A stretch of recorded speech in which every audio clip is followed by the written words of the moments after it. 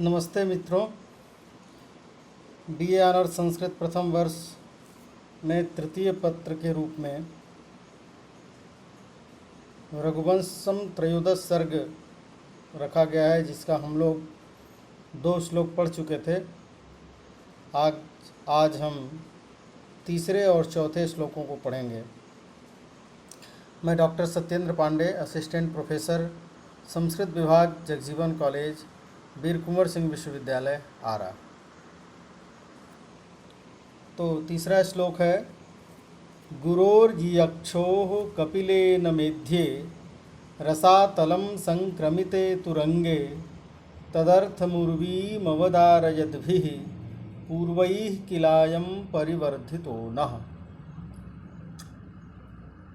इसका पदच्छेद, यद्यपि बहुत सारे पद खुले हुए हैं, लेकिन कुछ पद हैं जो आपस में जुड़े हैं, उनको हम अलग अलग करते हैं।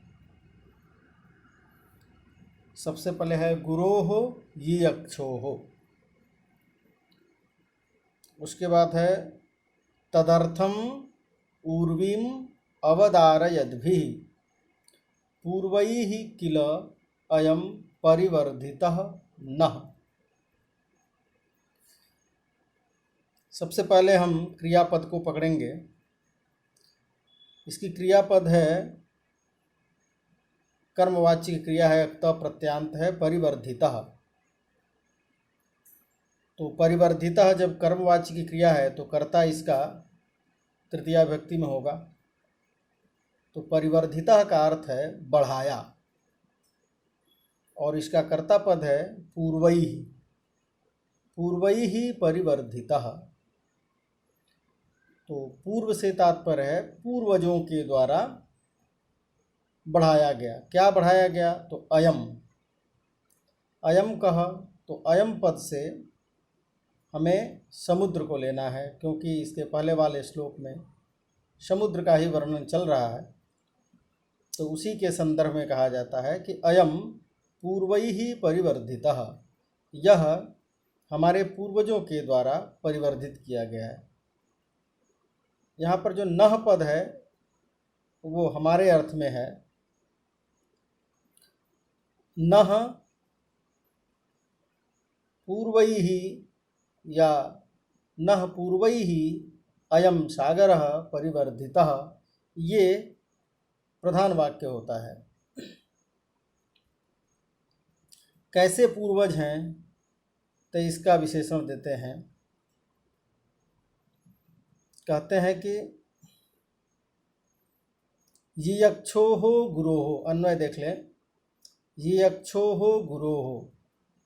अब यक्षु कहते हैं यज्ञ की इच्छा करने वाले, यज्ञ करने की इच्छा रखने वाले को बोलते हैं यक्षु।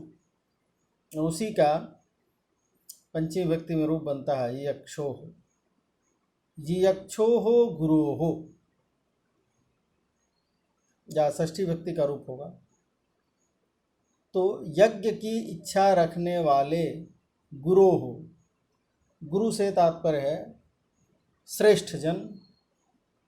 गुरोः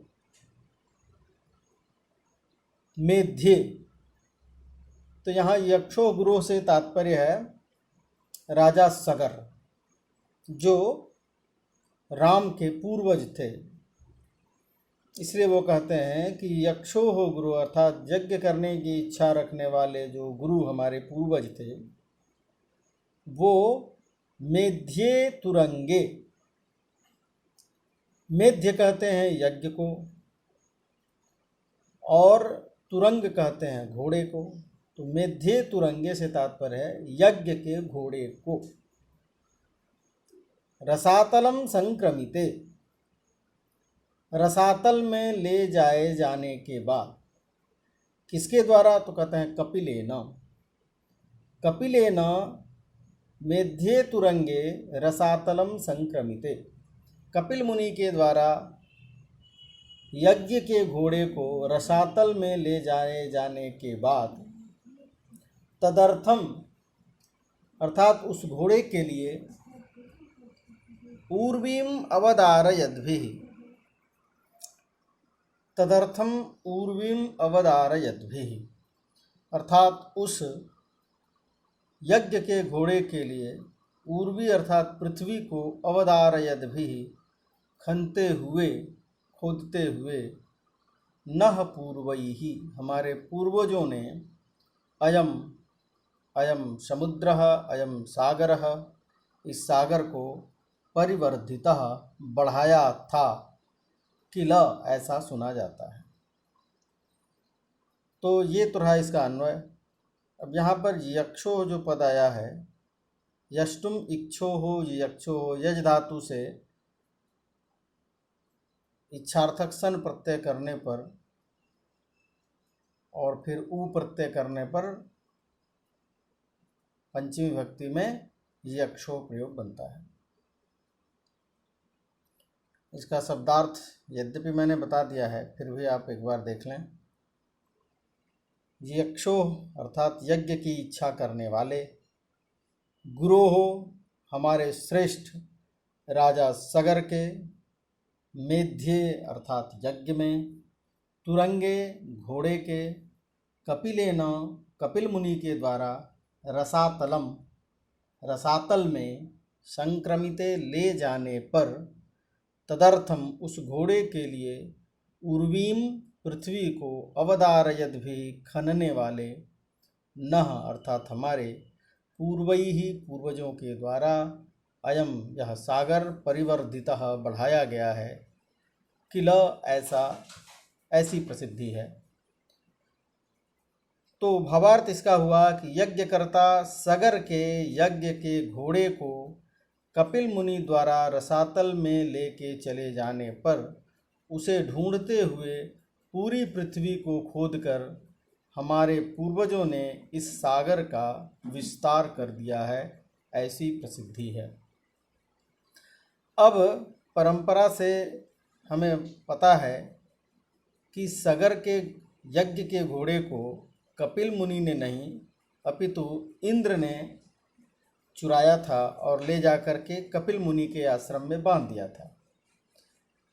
लेकिन कालिदास का जो वक्तव्य है कि कपिल मुनि के द्वारा रसातल में ले जाया गया, उनका यह वक्तव्य सगर के पुत्र पौत्रों की मानसिकता के आधार पर दिया गया है, क्योंकि सगर के पुत्र ये नहीं जानते थे कि यज्ञ के घोड़े को कपिल मुनि ने नहीं अपितु इंद्र ने ला करके यहाँ बांधा है। अगर उन्हें पता होता तो कपिल मुनि के साथ उनका अभद्र व्यवहार होता ही नहीं और न ही वो कपिल मुनि के द्वारा भस्म किए जाते। इसलिए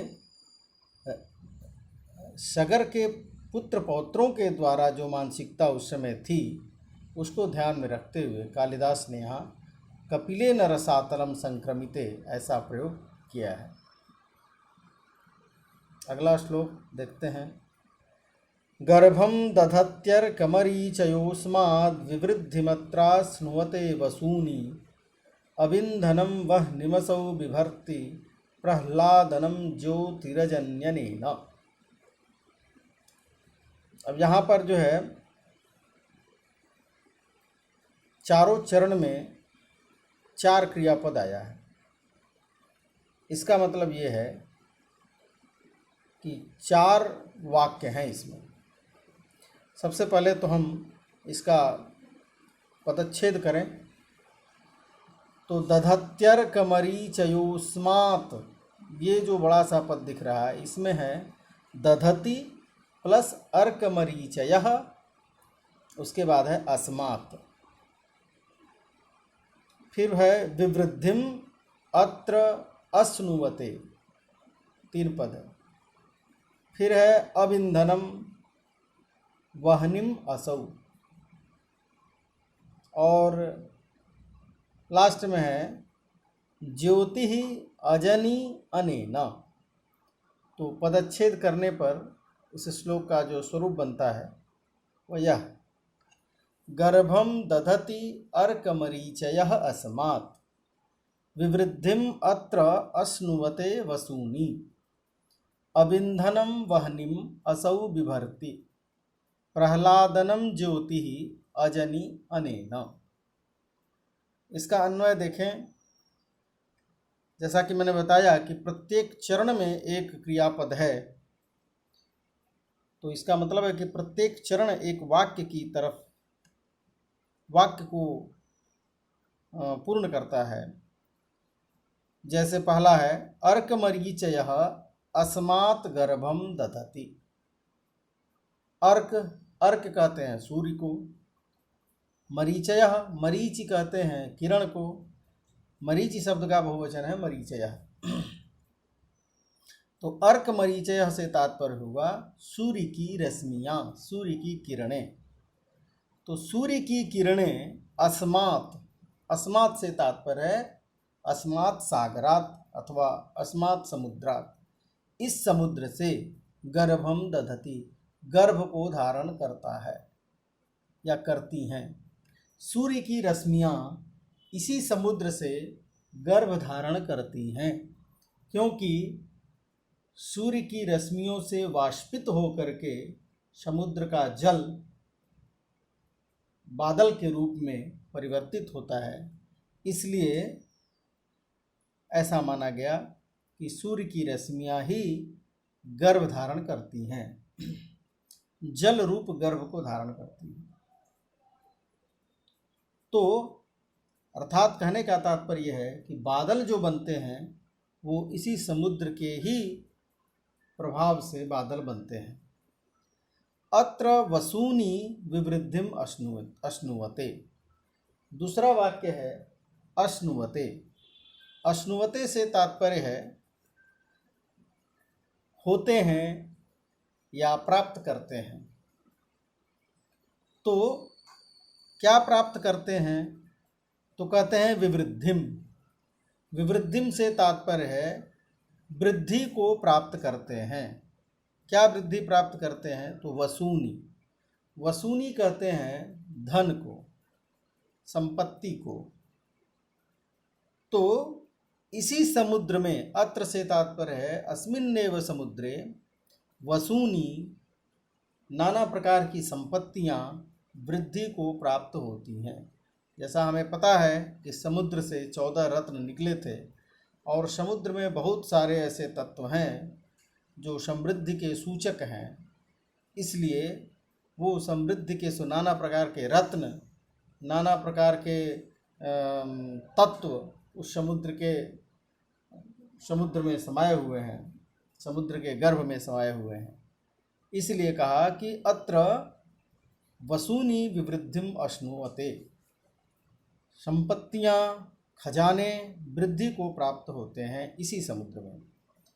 और असौ अबिंधनम वह्निम बिभर्ति। बिभर्ति से तात्पर्य है धारण करता है या पोषण करता है। तो असौ, असौ से तात्पर्य है समुद्र। यह समुद्र जो है अबिंधनम वह्नि, अबिंधन वह्नि को धारण करता है। अबिंधन वह्नि क्या है? अप ही है ईंधन जिसका। अप कहते हैं जल को, जल ही है ईंधन जिसका। ऐसी जो वह्नि है तो वो वह्नि है वाडवाग्नि। समुद्र में पाई जाने वाली जो अग्नि है उसको वाडवाग्नि कहते हैं। और उसका जो ईंधन है वो लगती कैसे है? जल से ही लगती है, जल ही उसका भोज्य है।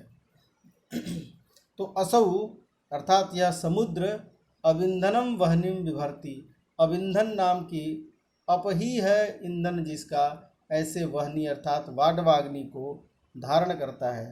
तात्पर्य ये है कि यह समुद्र इतना उदार है कि अपने शत्रु को भी धारण करता है। ये इसका एक भाव है, संकेत है, एक व्यंजना है। फिर कहते हैं अनेन प्रह्लादनम ज्योति अजनि। अजनि जो है क्रियापद है और कर्मवाची की क्रिया है, लुंग लकार का प्रयोग है अजनि। अनेन प्रह्लादनम ज्योति, इसी के द्वारा, इसी समुद्र के द्वारा प्रह्लादनम ज्योति अर्थात आह्लादित करने वाली जो ज्योति है, चंद्रमा अर्थात चंद्रमा, उसको इसी ने पैदा किया था। तो इस तरह से चारों चरण 4 वाक्य के रूप में प्रस्तुत हैं और समुद्र की विशेषताओं को बतलाते हैं। इसका हम शब्दार्थ देख लें। अर्कमरीचयः अर्थात सूर्य की किरणें, अस्मात् इसी सागर से, गर्भम गर्भ को, दधति अर्थात धारण करती हैं, अत्र अर्थात इसी समुद्र में, वसूनि अर्थात धन धान्य, विवृद्धिम वृद्धि को, अश्नुवते अर्थात प्राप्त होते हैं, असौ यही समुद्र, अबिंधनम जल ईंधन वाले, वहनिम अग्नि अर्थात वाडवाग्नि को विभर्ति यानी पोषण प्रदान करता है, अनेन इसी समुद्र से, प्रहलादनम अर्थात आनंददायी ज्योति प्रकाश को, अजनी अर्थात उत्पन्न किया है। अब इसका भावार्थ देख लीजिए कि सूर्य रश्मियाँ इसी समुद्र से गर्भ धारण करती हैं। इस प्रकार वृष्टि का उत्पादक होने से यह जो समुद्र है वो जन कल्याण का हेतु है और इसी में धन धान्य की वृद्धि होती है। वाडवाग्नि को यही समुद्र धारण करता है अर्थात शत्रु को भी आश्रय प्रदान करता है और इसी ने आनंद प्रदान करने वाली जो ज्योति है अर्थात सोम या चंद्रमा को उत्पन्न किया हुआ है। तो इस तरह से ये दूसरा चौथा श्लोक हम लोग पढ़े। यहाँ पर अजनी जो क्रियापद है वो जन धातु का ऋजंत प्रयोग करेंगे। जब जनयति जनयता जो बनता है, जनि धातु का कर्म में प्रत्यय है, लुंग लकार का जब हम प्रयोग करेंगे तो बनता है अजनी। तो इस तरह से आज हम लोग 2 श्लोक पढ़े, फिर अगले वीडियो में आगे के श्लोकों को पढ़ेंगे। नमो नमः।